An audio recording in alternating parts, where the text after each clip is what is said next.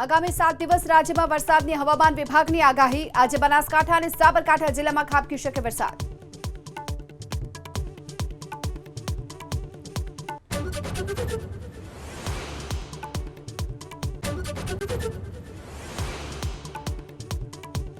સુરતમાં મહુવેજ ગામની સીમમાં કચરામાં લાગી ભીષણ આગ। દૂર દૂર સુધી દેખાયા ધુમાડાના ગોટે ગોટા। જાનહાનિના સમાચાર નહીં।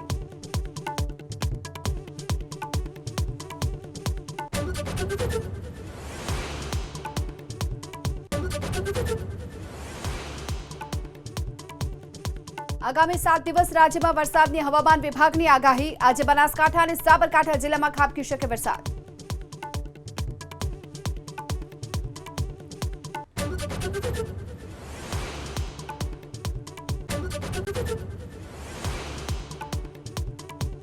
સુરતમાં મહુવેજ ગામની સીમમાં કચરામાં લાગી ભીષણ આગ। દૂર દૂર સુધી દેખાયા ધુમાડાના ગોટે ગોટા। જાનહાનિના સમાચાર નહીં।